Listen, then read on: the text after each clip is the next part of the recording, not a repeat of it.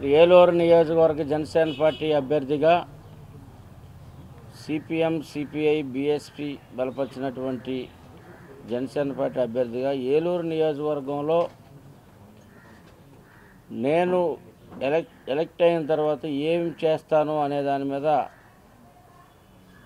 ఒక 100 రూపాయల stamp paper మీద హామీగా ఏలూరు నియోజకవర్గ ప్రజలందరికీ కూడా నేను చేయబోయేటువంటి కార్యక్రమాలని ఏలూరులో ఉన్నటువంటి ప్రజలందరూ కూడా ఇప్పటి వరకు కులాలకి మతాలకి అతీతంగా ఒక విద్యార్థులకు ఉపయోగపడేటువంటి కార్యక్రమాన్ని ఆర్ఆర్బి కోచింగ్ సెంటర్ని కులాలకి మతాలకి అతీతంగా ఒక సెంటర్ని ఏర్పాటు చేసి వారికి నైపుణ్యాన్ని అందించి వారికి ఉద్యోగ అవకాశాలకి తోడ్పడడానికి మొదటగా ఒక సెంటర్ని కోచింగ్ సెంటర్ని ఏర్పాటు చేసి అన్ని వర్గాల వారికి అక్కడ కోచింగ్ ఇప్పించి వారికి ఉద్యోగ అవకాశాలు కల్పించేదానికి ఒకటి.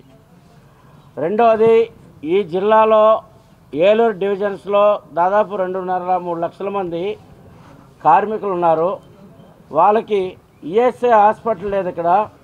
ఇక్కడ నియోజకవర్గ స్థాయి నుంచి ఒక నివేదిక తయారు చేసుకొని శాంక్షన్ చేయించవలసినటువంటి అవసరం ఉంది. ఈఎస్ఐ హాస్పిటల్ 100 పడకల హాస్పిటల్తో ఏర్పాటు చేస్తానని చెప్పేసి చేయడానికి నా యొక్క గెలిచినటువంటి మొదట 10 రోజుల నుంచే నా యొక్క ప్రయత్నాల్ని కొనసాగించి 5 సంవత్సరాల కాలంలో అది పూర్తి చేస్తానని, నిజమైనటువంటి పేదవాడికి, పక్కాగా ఇల్లు లేనటువంటి పేదవాడికి నా 5 సంవత్సరాల కాలంలో ఎంక్వైరీ చేసి వారందరికీ కూడా సొంత ఇంటి కళని నెరవేరుస్తాను అని చెప్పేసి ఈ సందర్భంగా ఏలూరు నియోజకవర్గంలో ఉన్నటువంటి పేద ప్రజలందరికీ కూడా, ఇల్లు లేనటువంటి పేద ప్రజలందరికీ కూడా తెలియజేస్తా ఉన్నాను. ఏలూరు నియోజకవర్గంలో 50 డివిజన్స్లో ఇంతకుముందు ఇచ్చినటువంటి వాళ్ళు కేవలం 20-25 డివిజన్స్లో మాత్రమే ఇచ్చారు. ఇప్పుడు నేను 50 డివిజన్లో నిజమైన అర్హులు కానీ, అదేవిధంగా 7 గ్రామ పంచాయతీల్లో నిజమైన ఇల్లు లేని నిరుపేదలకి ఆ యొక్క కార్యక్రమాన్ని చేపడతానని చెప్పి ఆ డిగ్రీ కాలేజీ మీద కూడా మేము ప్రధానంగా దృష్టి పెట్టి పక్కా బిల్డింగ్స్ కట్టి ఆ విద్యార్థులకి అన్ని వసతులతో కూడినటువంటి సౌకర్యాలు కల్పించి వారు ప్రైవేటు విద్యా సంస్థలకు వెళ్లకుండా దాన్ని నివారించి వారికి సరైనటువంటి క్రమశిక్షణ కలిగినటువంటి విద్యాభ్యాసాన్ని అందించడం కోసం తోడ్పడతానని చెప్పి తెలియజేస్తా ఉన్నాను. 5 ఏలూరులో 2 టౌన్లో ఉన్నటువంటి ఏదైతే తమ్మిలేరు ఏటికట్టు ఒక ఇంజనీర్ని పెట్టి మొత్తం రిటర్నింగ్ వాళ్ళు మొత్తం పూర్తి చేస్తాను, వరద నివారణ నుంచి ప్రజలను రక్షిస్తాను అని పెద్ద వాగ్దానాలు చేశారు. దాని దాఖలాకు ఒక రాయేసింది లేదు, కానీ దాంట్లో ఆక్రమణ మట్టుకు బాగానే చేశారు. నా ప్రజల్ని 5 సంవత్సరాలు నన్ను తాత్కాలికంగా ఒక ఉద్యోగస్తుడిగా పెట్టుకోమని చెప్తా ఉన్నా. పెట్టుకున్న తర్వాత 5 సంవత్సరాలు నేను నిరంతరం పనిచేస్తే అప్పుడు మీరు పర్మనెంట్ చేయండి, లేదనుకుంటే అక్కడితో తీసి ఇంటికి పంపించేయండి అని చెప్పేసి అడుగుతున్నాను. వరదలు వస్తున్నప్పుడు ఏలూరులో దిగువ ప్రాంతంలో ఉన్నటువంటి డ్రైనేజ్ ఏదైతే రోడ్లు కానీ ఉన్నాయో అండర్ గ్రౌండ్ డ్రైనేజీకి కొన్ని సంవత్సరాల నుంచి మరి ఆన్లైనే గారు చెప్పారు, 4 సార్లు శంకుస్థాపన చేశారు. ఆయన కాదు నేను మొత్తం ఇరగదీసేస్తానని చెప్పేసి బడేటి వారు చెప్పారు. కనీసం అండర్ గ్రౌండ్ డ్రైనేజీ జోలికి పోలేదు.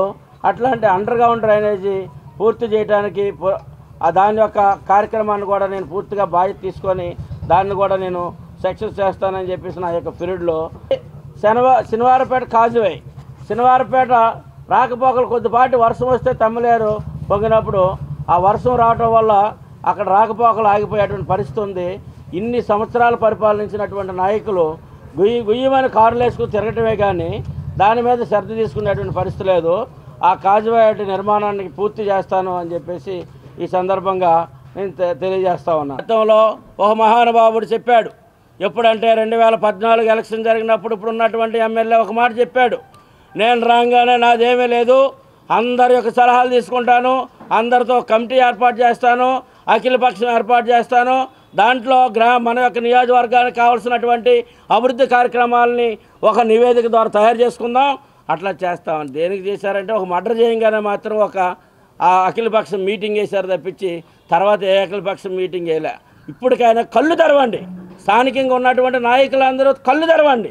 ఒక్కసారి మనకు భారతదేశం ఇచ్చినటువంటి స్వేచ్ఛని మీరందరూ కూడా స్వీకరించండి.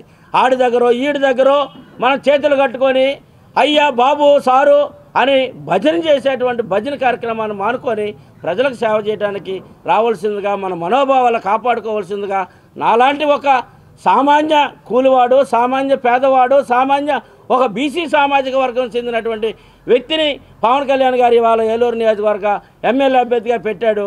మీరందరూ సహకరించండి. భవిష్యత్తులో ఒక మంచి ప్రజాస్వామ్యాన్ని, మనకున్నటువంటి ప్రజాస్వామ్యాన్ని కాపాడుదాం. ప్రపంచంలోనే అతి పెద్ద ప్రజాస్వామ్యం ఉన్నటువంటి భారతదేశాన్ని నాశనం చేస్తున్నటువంటి శక్తులు ఇంటికి పంపిద్దాం.